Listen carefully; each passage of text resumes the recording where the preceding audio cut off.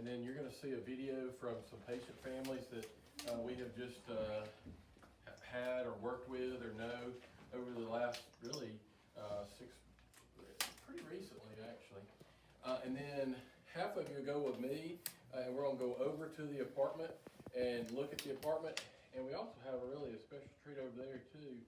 We have 2 apartments, and one of the apartments is occupied, but we've got it to where the mom in the apartment beside us is going to come in and talk a little bit and share a little bit about what it's meant to her to have the ability to stay over there. So you'll get to see kind of a little bit about what's over there, and then you'll get to hear a little bit from her as well. So, however, I don't know the best way to divide you up. You all are sitting here, so I'm assuming y'all gonna stay here. I guess everybody who's standing can just, if you want to, we'll just walk. Good morning. Good morning. Good morning. We're so excited to have y'all here this morning. My name is Katie Ellis. I've worked for Dan and Andy for 5 years now. My title is volunteer coordinator, but I do a lot of things. One of the things I do is I am the grant writer, and I am also Jan's assistant with the Home Away from Home program. So because of those 2 things that I do, I'm here to welcome you this morning.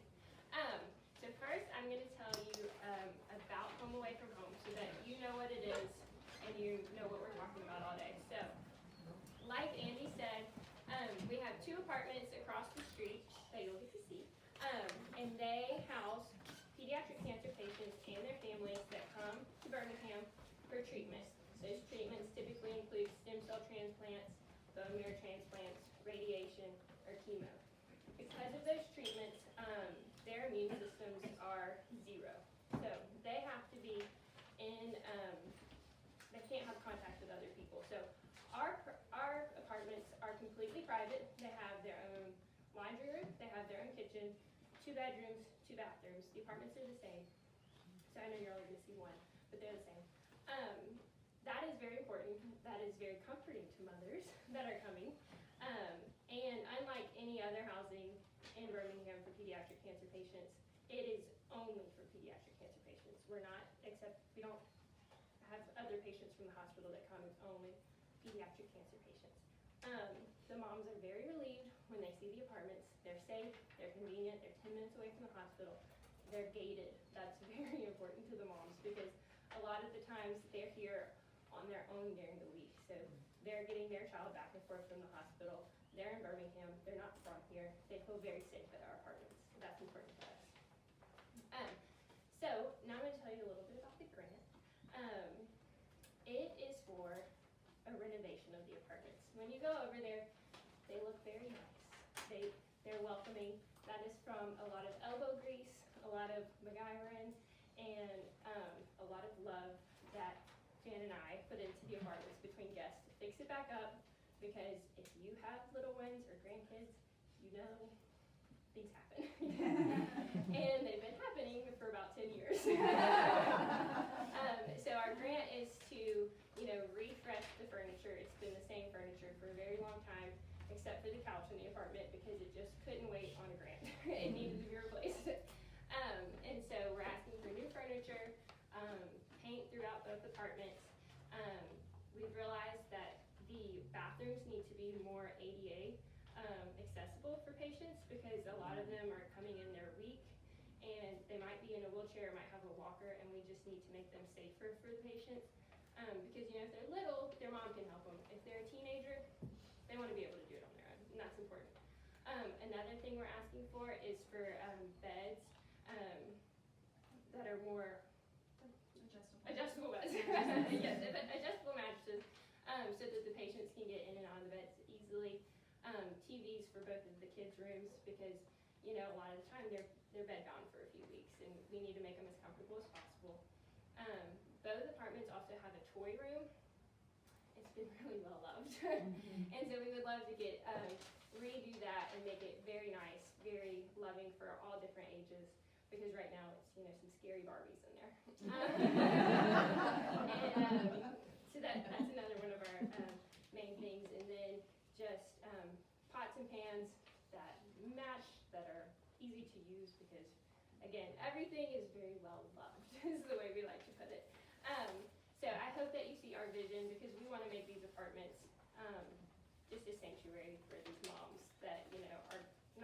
having a bad day but are going through the biggest storm of their life. So we wanted to make them comfortable. We want it to be a place of peace and a place where, they feel welcomed and loved and taken care of. So that's our job. So this is Jan. She's going to tell a little bit more about their story and introduce the team. I'm Jan Rower, and if you were at the coffee, you heard Andy speak, and so that's my husband. And I don't know if you heard a little bit about our story, but we're just a normal family. We had 2 kids, our daughter, who was 4 at the time, and then our son was 16 months old, and went to the pediatrician, and she looked at him and said, it's not good. She was like, I think you need to go straight to Children's. You need to see the oncologist, going to meet you in the emergency room. I think he has leukemia. And so, of course, we were devastated, shocked, didn't know what to do. Went straight to the emergency room at the time, and we were in the hospital for 10 days. And so, really, we lived in Birmingham. We were 15 minutes from the hospital. We had support system from our family. We had support system from our church. Friends came around us and supported us while we were there. But we felt a calling as we were there. We met so many families that were from all over the state of Alabama that would get up so early in the morning, drive all the way to Children's to get treatment, and then have to drive all the way back that night. And so God just put it on our heart to start just meeting their needs. Like, one family beside us wanted a home-cooked meal. So at that time, Edie's mom was in town, and so we took them meatloaf for their meal because they just wanted something that was home-cooked. And so through that, we still felt this tug at our heart to how can we continue to meet these needs of these families. And so God just put a calling really on Edie's heart, and then on my heart too, and to support him in that. And so we started aTeam Ministries. And so our son was diagnosed in January of 2009, and he ended up going through a little over 3 years of treatment. And so he finished treatment in 2012. And now he is 16 years old, driving, very healthy, doing great. And so we went through those 3 years of treatment. And so in December of 2009, after Andy kind of felt the calling on his heart to start something, and we had kind of been meeting the need, kind of trying to help other families along the way, we got our nonprofit paperwork to start aTeam Ministries. And so we did, not really intending to do it, just to have a little bit more organization and ways that we could help families. But God had other plans, and he wanted Andy to do it full time at that time, about a year later. And so we did, and there was just confirmation along the way of just things that happened through getting the nonprofit paperwork, to Andy leaving his job, to doing aTeam full time, that just showed us that this is what God wanted us to do. And so we started it, like I said, in December is when we got everything set up, kind of started doing things, and then Andy came on full time in 2011. And so, we just started meeting needs that we saw that families had, and then around those we started developing programs.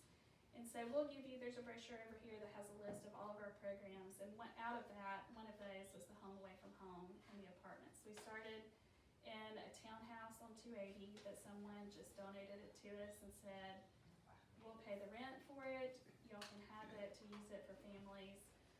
And so we did that. We moved to a house in Homewood that was a family member's house that let us rent it for a little bit.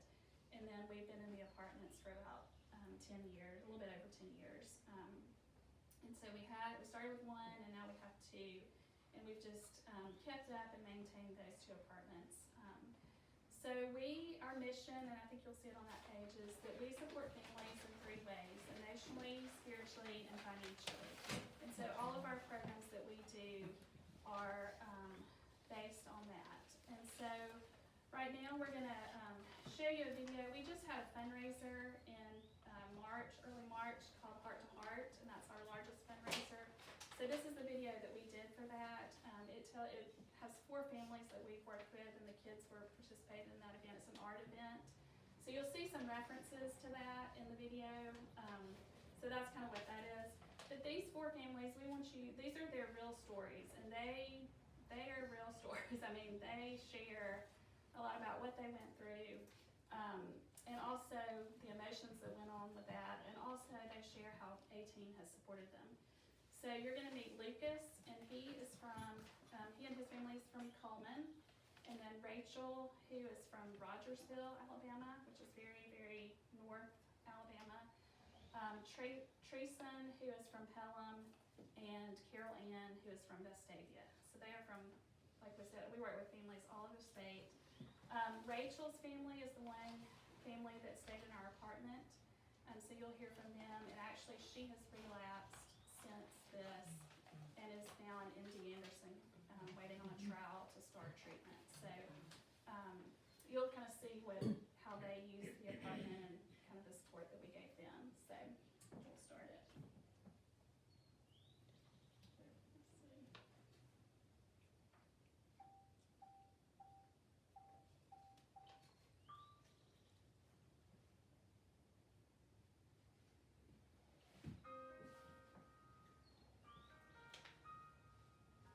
Hearing something that you can't control and you can't do anything about, that hit really, really hard.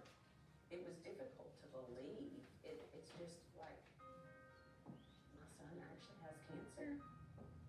As a parent, you just want to take it away, but you can't. So I had to learn how to be his rock. It was very scary when immediately these people were coming in and they had hematology and oncology on their t-shirts. And you're like, oh my goodness, what is this? Your world's falling apart. I mean, you know, the next day was supposed to be the first day of school, and now you're slowly realizing that the normal is completely changed.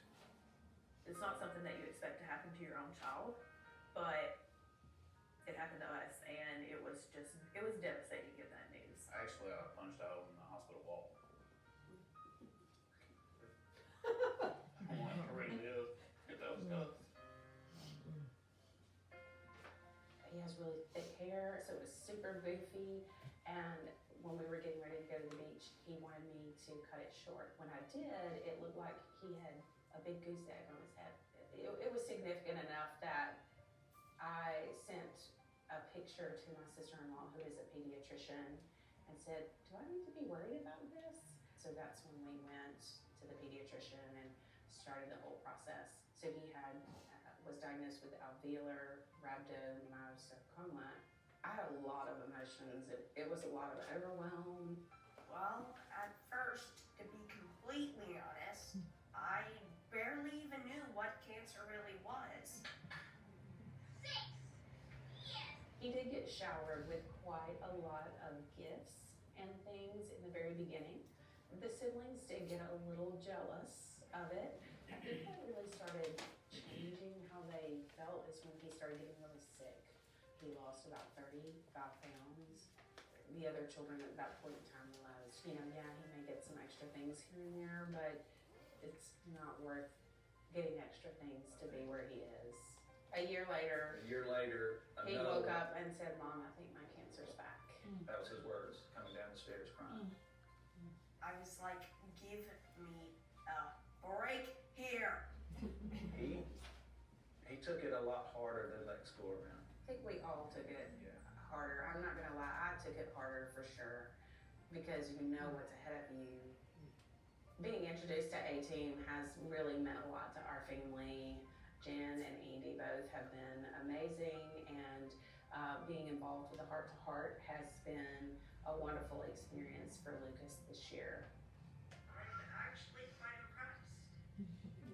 If you do happen to see my painting, I have added a little yellow dot somewhere in it to symbolize Tweety Bird, my favorite cartoon character. They also supported our family over the Christmas holidays with the adopted family, and my kids we were blown away. I have no words really, but it meant a lot. So So we learned about Carol Ann's diagnosis through a routine pediatric appointment. She had some swelling in her abdomen, which was kind of weird, and appetite had been kind of off, things like that. And so we go and do that appointment. They basically said, hey, you need to go to Children's. We get taken to Children's. They take us into the ER. You know, they say, hey, we need to do a scan. They said, yeah, we're going to send you to the 12th floor. They're like, yeah, the 12th floor, that's our cancer unit. Cancer? We had already been to meet the teacher and we were ready to start school the next day, and then it was like, you're gonna be spending the night in the hospital. Like, wait, what? After the biopsy and the pore placement, comes back that she has a Wilms tumor. It's stage 4, which meant that it had moved to her lungs. All this happened in a span of less than 48 hours. I think right after the surgeon came in, I just went up to her and I was like, is she gonna be okay? And she took my hand and she said, sorry, she's gonna be fine. Don't worry, you know, it's gonna be okay. It was peaceful to me to hear the surgeon say, it's gonna be okay, and you're gonna go through a lot. And the surgeon was really good at saying, this is gonna be hard. The radiation was hard. She would go in and lay with her arms up, and she could not move. And it's this huge room with these huge machines. It's dark. A really hard part was when they had this door that's like this big, and it like starts shutting, but like they tell us to leave, and just to like leave her in there while they did the radiation. That was really hard. We're members of Shades. Andy and Jan are also at Shades, and so we had heard about aTeam because they've been part of the missions program that Shades have been doing for a number of years. They immediately met us at the hospital, and he's like, well, how can I help y'all, and what can I do? When I see him, my mind went, oh wow, this is real. Like, this is Andy. He does pediatric cancer. This is aTeam. In the midst of just that world upside down, and talking to friends and family that have no idea what you're going through, but have Andy to be able to come in through aTeam, and he's been there, and he knows what you're going through. There was just peace, and it was just comfort. She was just sick for a longer period of time, and then when her lymph nodes swelled up, I knew that it was something more than just a cold or something viral. So I finally called the pediatrician. I said, okay, there's something wrong with my child. She needs to be seen. My pediatrician had to come to me and tell me that it looked like acute myeloid leukemia, and at that point, I just crumbled.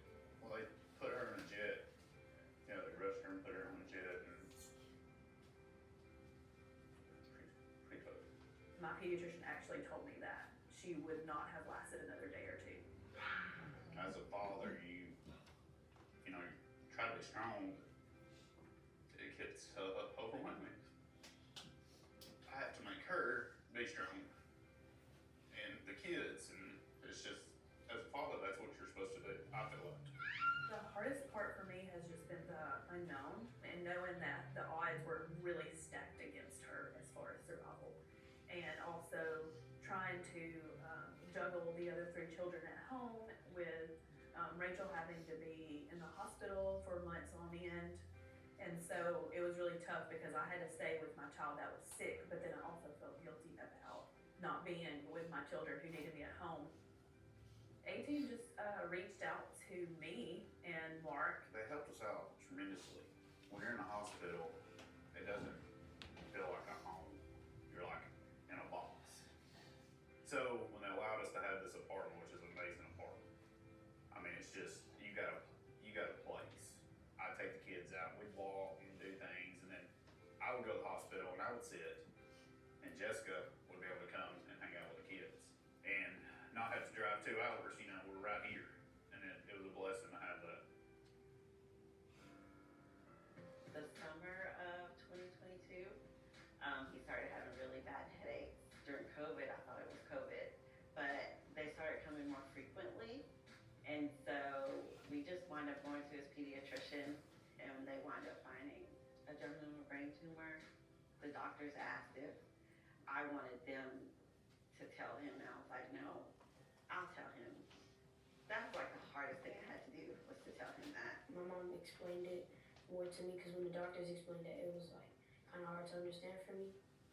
But when they told me how they were gonna treat it, I felt more comfortable. I would mainly take him to his chemo, And so I would be there sitting with him. His dad came so I could work with radiation because it was every day. Knowing that he was going through that and I was at work was difficult. His brother's name is Tommy.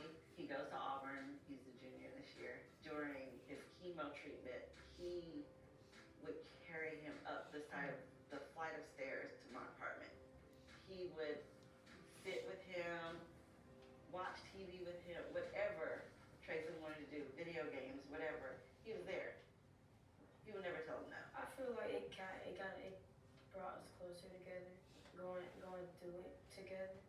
To see him push through made me realize that I could push through.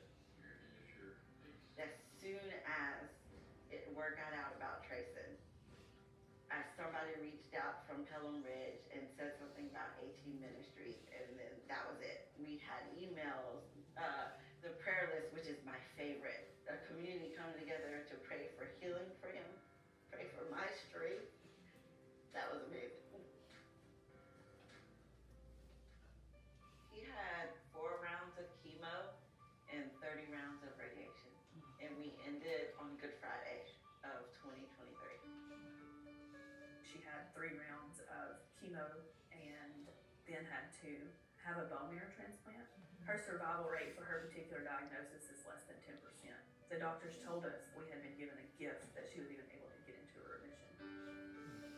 We are currently finishing up treatment for the second time. We had 36 weeks of treatment this time around, and we will actually finish on March the 8th, which is the day of the heart-to-heart dinner. March 3rd, 2003, my dad lost his battle to cancer. And on March 3rd, 2023, 20 years later, she had her last treatment. And it's just cool to see, golly, God's hand just, just in my life personally, that going through that with my dad and seeing someone not win, and then seeing her gets one. So March 3rd, in my mind, will always be her survivor date. These days I go to school and I like to read books and play with friends and do art. If you're thinking about supporting aTeam, do it. The resources they have for the families and the children, it lifts weight off the shoulders that the other stuff we have to deal with. They took a load off of us. And, in that time, you're stressed. It's amazing that there are groups like the aTeam out there.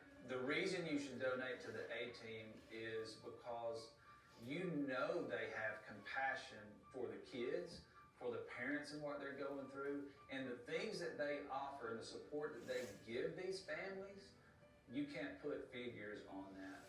You should support aTeam Ministries because they're in the trenches. They're there supporting, loving, providing tangible needs. I mean, providing housing to people that are out of state, that are maybe just in, not in Birmingham. So the fact that they're there to not only provide a place to stay, but provide love, peace, the gospel. When you're going through something like pediatric cancer, the peace from God, the peace from the Lord is the only thing that is going to really get you through that. And aTeam, that's what they're bringing, and that's why you should support them. Which of the little girls is at MD Anderson? Rachel, she was the family that lived in the apartment. So I know it was very emotional because it's very real and very raw for these families that were just going through that. But when we were in the doctor's office and I told you that the doctor came in and said it's not good, it's leukemia. Well, I've always thought of this verse when she came in and told us that as Romans 8:28. And and we know that for those who love God, all things work together for good, for those who are called according to his purpose. And so Andy and I have felt called to do his purpose and to meet these families and to support them and love on them. And as you can see, most of these are, have really been through treatment within the last year and are still going through some of it. And so that's what we want to do is just be there for them and love on them and serve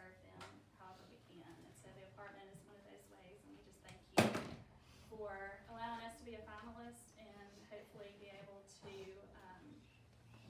do a little upkeep and updating to those apartments. So, thank you. You are welcome to.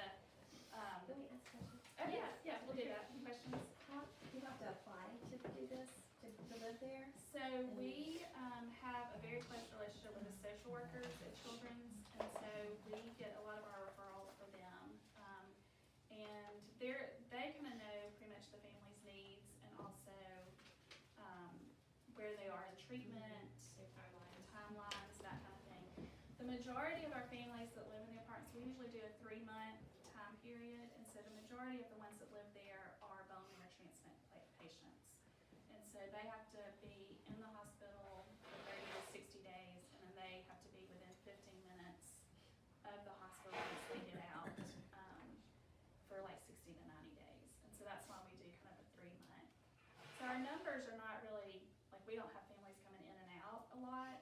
Like actually the family, the mom you're gonna meet, they've been there a little over 6 months because he's just had a lot of complications. And we typically don't like to keep families in there that long, but because we want them to go back home and to get, go back to their house, because a lot of healing can take place at home too, and go back to their support system. And so, but he's had a lot of complications, and so we have just extended their time while they're there. So. And we leave wiggle room between patients for if that happens.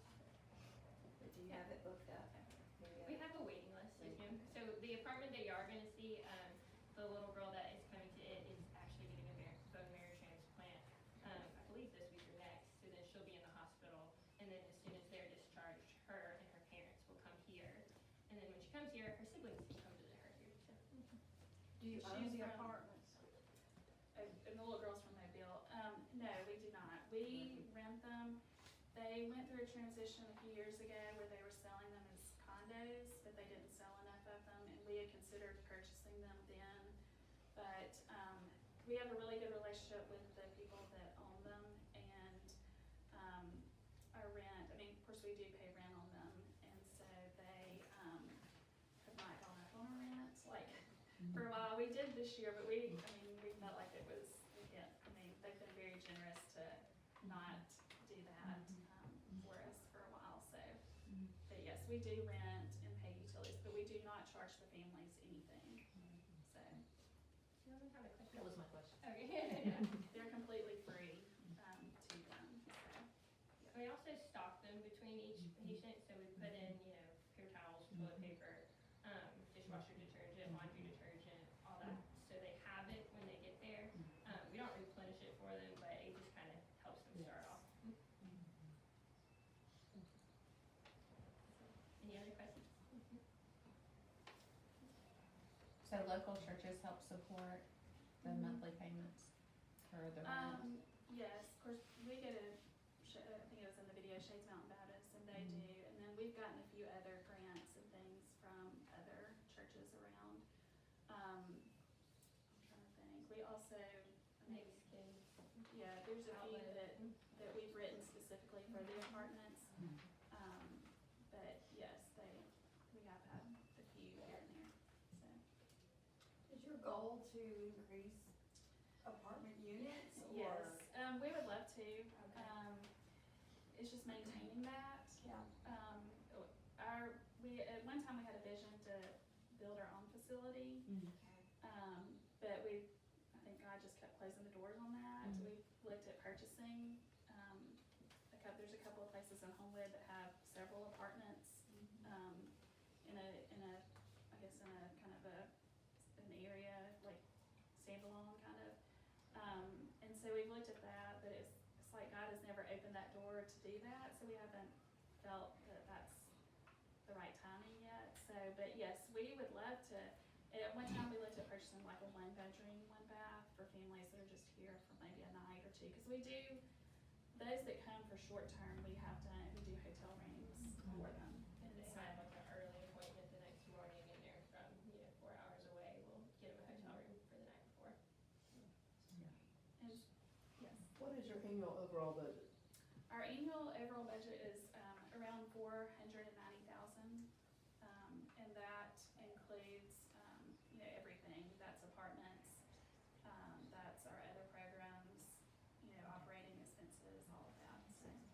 raise most of that from the Heart to Heart? That's our largest fundraiser. We have a golf tournament, we have a clay shoot. We do write several grants that we get every year, and then individual donations.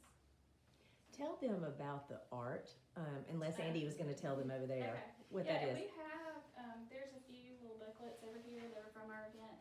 So we pair, these 4 children participated, and so each year we pair the children with professional artists. And so this year we've used a lot of local artists, but this year we used 2 artists in Nashville, 1 in Atlanta, and then 1 from Degman.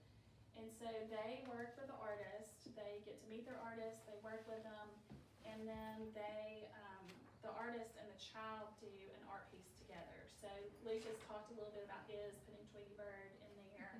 And then I think you saw Trayson's piece too.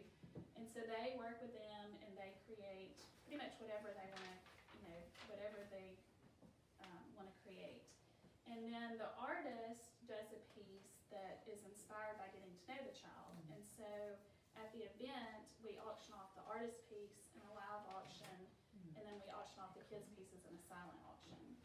So, Wow. so yeah, so it's a neat event, and the kids really, we have the kids come in a limo and they walk the red carpet and they get to enjoy the night, and so it's fun. You have volunteers. Yes, we do. The 3 of y'all are on the same road. Yeah, we have one other lady named Deidre. Before we go in, I wanted to just kind of have a brief, tell you a little bit about where we are, what we're doing, and where we're going. So, I'll give everybody a chance that you probably had teary eyes to recuperate from that. But as you saw, one of those families actually stayed in the apartment. The dad who got real emotional, and honestly, that's one of the first videos. Well, they all did, but the dad of Rachel, I don't know if you remember which one she was. We totally did not think he would show any emotion. He is a builder and kind of a tough guy, and really sweet, but just somebody we didn't expect. But is sincere, and I don't know if Jan gave you the update, but that little girl is in MD Anderson. So, okay. These ladies asked a couple of good questions. I want to go ahead and hit those too. So this is a nice complex. There's no doubt about it. It's nice, it's clean. So there's 3 reasons why we're here. It's clean, it's safe, and it's convenient. It's 2.5 miles from the hospital. It is got a gated entrance, and I'll tell you why that's the case for us. Is we had one of our first patient families stayed downtown in an apartment while their son was going through treatment, and about midnight, the child got a fever of 100.1, and so when you get to that point, you have to go to the hospital. And so when they did, they got in their car, and when they got to their car, one of the psych patients from UAB had gotten out, and so he met them at their car and scared them to death, and it was just the mom and the son, and the son was just terribly, just scared to death to leave the unit again. So the dad and the mom called us, wanting us to see if they could stay here or stay at another location that we had at that time, because they just did not feel comfortable. And that's not a knock on anything downtown. That's just while we're here. The other advantage we have here is we have Piggly Wiggly across the street, and we have CVS across the street. So a patient family can come here, the son or daughter can go in the room, mom can not worry about him staying here or her by herself, go across the street to Piggly Wiggly, get groceries, get what they need at CVS, and then come back. The other thing too is it happens occasionally, but sometimes the families like the opportunity to walk around downtown Homewood. So it's away from the hospital setting and the bustling that takes place in downtown. And so, that's just why we're here. Somebody else has already asked, I'll go ahead and hit this from the last group, or actually you asked this, what does it cost? So to have one apartment for a year, it's about $30,000. We do not charge patients to live here. The only thing that we don't provide them is their food, because their meals are so kind of whatever they can eat or the child will be able to eat is up to them.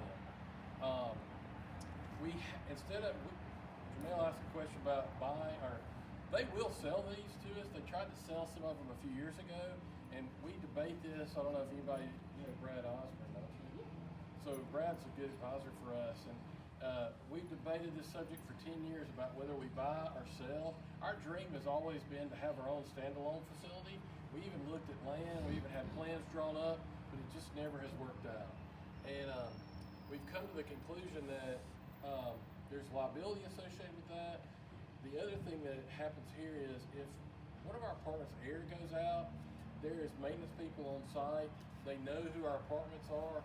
We call the emergency hotline. They're the maintenance guy's there within 10 to 15 minutes because he knows who's in our 2 apartments.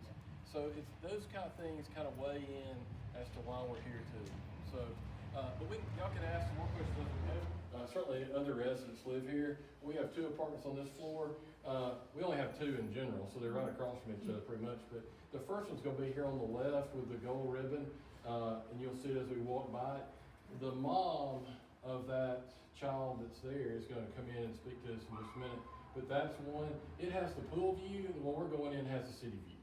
So, that's good. I should have, this is a little book that patient families leave or write in as they leave. So if you want to hear some more stories, you can. They're right here. I don't know that these will make you as emotional as the movie or as the video, but you can certainly try. Okay, so the apartment itself, you probably walked in, and I don't know what your expectation was, but clearly we've tried, and I'm not going to make, I'm going to be straightforward and say we've tried to make it as nice as possible. And I told this to the last group. Quite honestly, we have a lot of families that are from rural areas, and this is somewhat nicer than what they have at home. And that's kind of intended to be that way. Now, I will say, with the exception of basically this sofa here, most everything is within 7 to 10 years old. And we, like you can see, we had a chair break on this because somebody donated this several years ago. And it just happened, and we took it out because we don't want anybody sitting in it and falling. That's a hazard for us. But overall, we've tried to keep it as clean and as well staged and decorated and comfortable as possible. So the grant itself our purpose is trying to refurbish what's in here. We want to do that for multiple reasons. One is, everybody that comes in here is a family, they have a weakened immune system. So it's, if nothing else, it's just to get rid of what's here and get new to kind of keep it somewhat from having to deal with what other people have been using for years. Now if somebody leaves, and I hope the other people, y'all tell this to the other group because I didn't say this either, but when somebody comes and stays, we do not leave the sheets from the previous people. We throw that away. People have donated sheets to us, and we'll change the sheets out and those kinds of things, towels. But for the most part, everything else stays. A few years ago, our pastor at Shades, before he retired, asked me, how do you evaluate the needs of your patient families? And if you hear what their needs are, then how do you modify what you're doing to fit those needs? And so that's the other part about the grant piece, is over the years, last few years especially, we've seen where patients need like the bed that rises up to let them fall out of bed rather than crawl out of bed. We've also seen things like the ADA stuff that needs to go in the shower.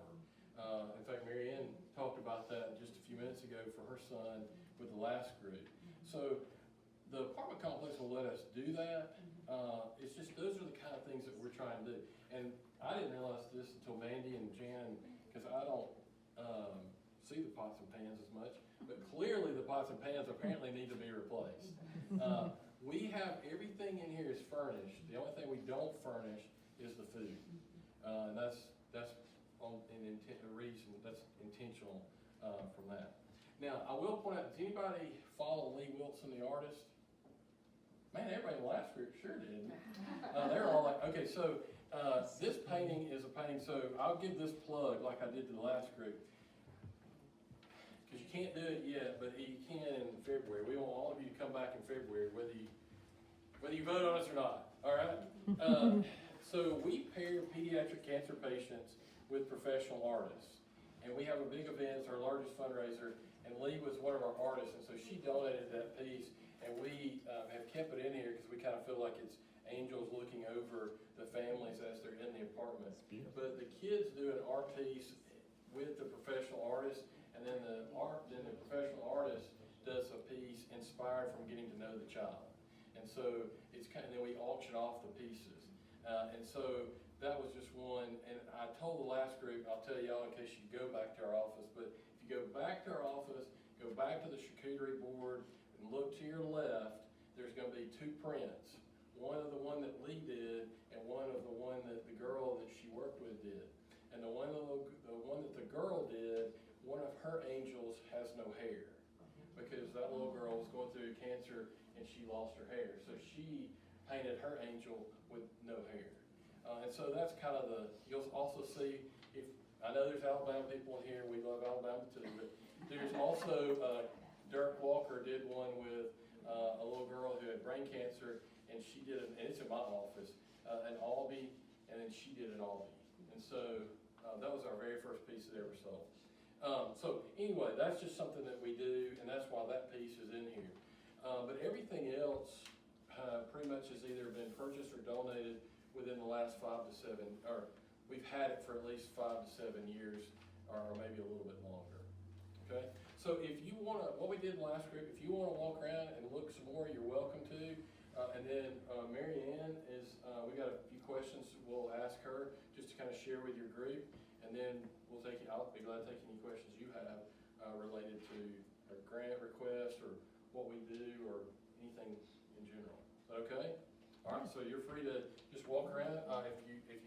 If you're already done, we can move on.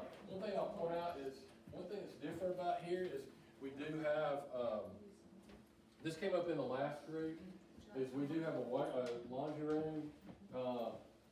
Some people ask, how are you different from the McDonald house?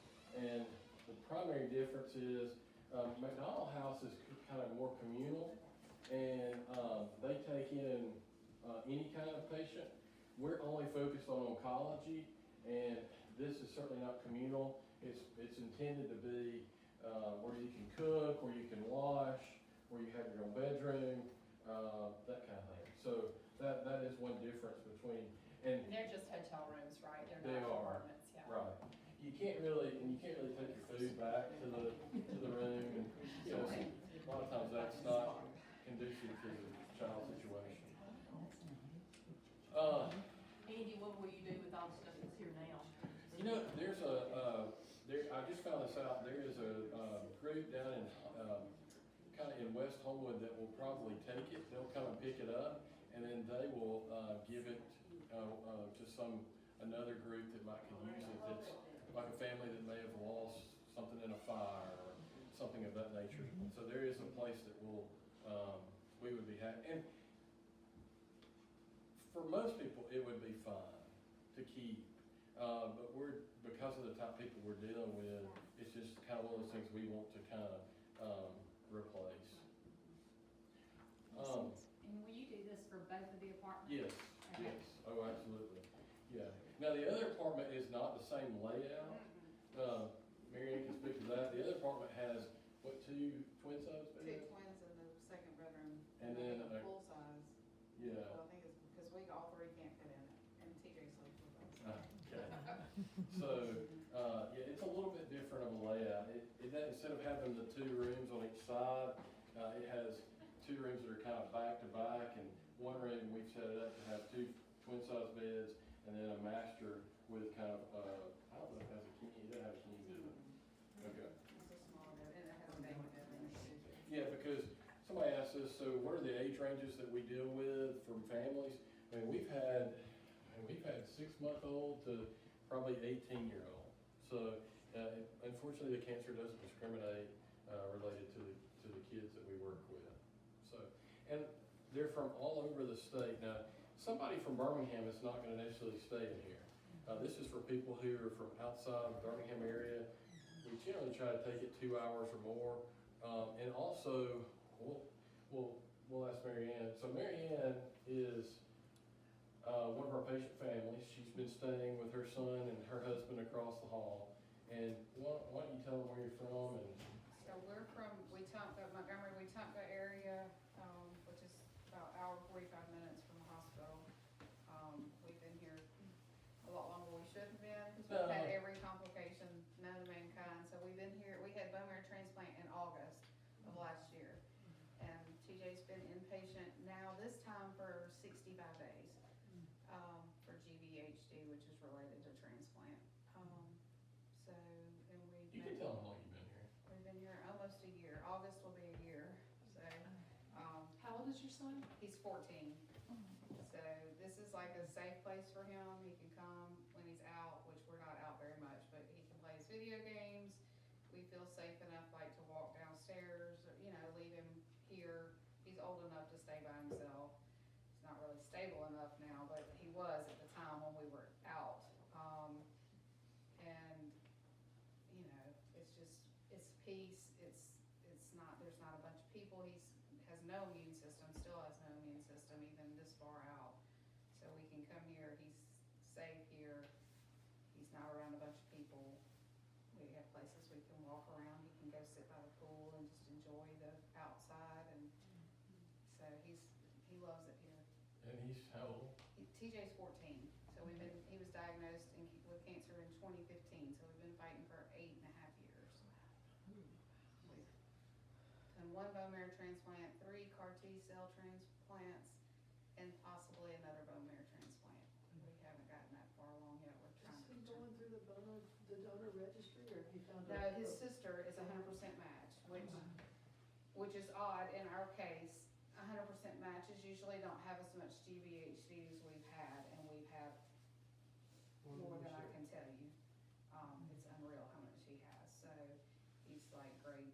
I did bone marrow donor drives in Montgomery. Oh, okay, yeah. Back in the early 2000s for a number of years, that's why I asked. Yeah, so his sister was 100% match, but she's pregnant right now with her first grandbaby, so we can't do anything until she has the baby, which is in August. Well, we've had families use the match program, and the biggest part about that is making sure that the donors follow through, because a lot of them don't, but some of them do, and the ones that do, their families are extremely thankful that they did.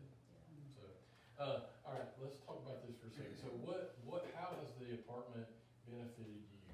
So, one, it's convenience. I don't want to, as I told the other group, I don't want to look out the window like at Ronald McDonald and see the hospital. I live there day and night. My husband and I swap in and out, so because I work from home, I work remote. So I'm working at the hospital, I'm taking care of TJ during the day, so I can come here and relax. It's just peace. Like, we're on the pool side, so we can sit on the balcony and watch people swim. And it's just so peaceful here and quiet, and there's not a lot of traffic, so like I can come here and really relax, and that's what's most important for us, is to be able to spend time with family that we don't get to see from home. What? And like Tim's mother just recently passed away, so like our daughter was able to come and stay with us so she could see her brother and then go back, because she lives in Florida, so it's like a 10-hour drive, so she had a place to stay. Whereas if she had come, she wouldn't have had to drive back and forth. So it was very nice to have that ability. Okay, it's 11. Do we get 5 minutes, or we need to go? I'm glad you noticed that. I'm so proud of you. I'll give you 5 extra. Okay, well, one thing I want to say too is we That's don't awesome. charge families to stay here, and that's intentional. They don't need an additional expense. The other thing is, somebody asked this in the last group, I want to make sure I bring it up in this group, is how do people like Mary Ann find out about us?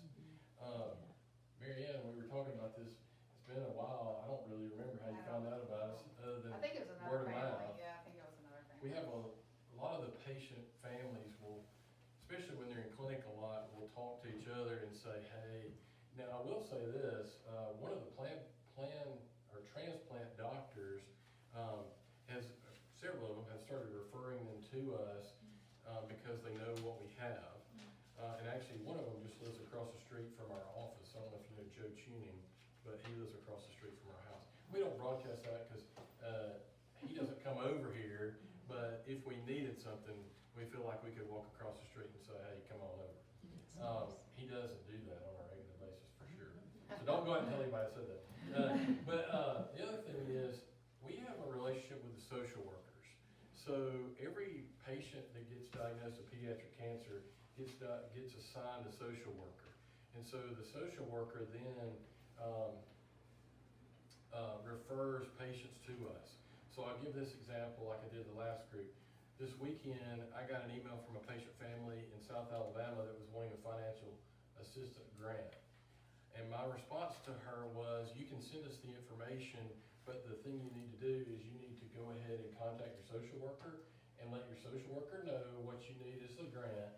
The social worker then can fill out the grant request and then get the doctor to sign it, send it to us, and then we can try to process it from there. We do that because we've not had anybody take advantage of it, but we're trying not to have that take place because there are some that might try to double dip, and we want to not keep that safeguard in place. Same thing with somebody asked also, how does a family get one of these apartments? Well, certainly it's based off of availability. So they will contact us. If we have one that's empty, then we'll try to evaluate where they are in the process and then put them in the apartment. So I'll just give you a quick example. If you have a bone marrow transplant, typically that's a 6-month process. The first 3 months you're in the hospital. So we try not to put a patient family in the apartment for the first 3 months because they're going to be in the hospital for the majority of that time. We try to explain to them, if they're new to the process, let us schedule it out so that you can do it the last 3 months, because that's really the most critical time for them in trying to find a place to go. And so generally, on average, somebody will stay in an apartment.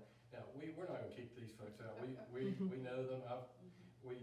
We have a relationship where we've had stuff at the lake and with one of the events that we do for families, and I've kind of thrown her a little bit in the water, and from a boat perspective, you know, when you ride back from somewhere. Her son challenged me to see if I could toss her out, and I did. But anyway, so we never send somebody out of an apartment in the month of December. Okay, so if somebody's here in the month of December, and unless they just want to go home, they're here until the first part of January, because we never send somebody home over Christmas. Now, some people want to go, and we're fine for it. But if they don't have a place to go or don't want to go, we're not going to make them leave, even if they're past the general time frame of 2.5 to 3 months. This is a rare situation, and we've been able to accommodate it, and we'll continue to try to accommodate it. Somebody else asked, what if both apartments are full? Then depending on what the situation is, we may even put that family, if they're only here for like a couple of days or a week, then we may put them in a hotel for that period of time. If it's here for a couple of weeks, we may still put them in a hotel so that the apartments can be used for people who are more long-term. So, but any questions? Any thoughts, questions, comments? Where'd your name come from? Yeah, everybody, the other lady asked that too. So our son is named Anderson, and our daughter's named Avery. But I'm going to be very honest with you, it has nothing to do with our kids. It did, but so Anderson, when he was first diagnosed, he got to be the survivor of the year or whatever for the Leukemia and Lymphoma Society. And so we had a team of people, friends mostly, that participated in it. So we called it the aTeam with Anderson's name kind of attached to it.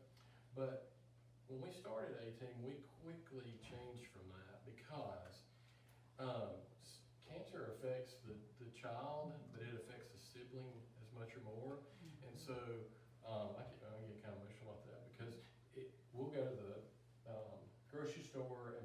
talk about Anderson, they don't talk about Avery. And so that hurts her. And so it's about all kids, not just Anderson. So that's where it came from. So true. Yeah. So it's amazing how it really, if you see somebody with kids like that, you speak to both of them. I mean, whether you like it or not, that child that's not sick is affected. So, anyway, Andy, any other questions? we just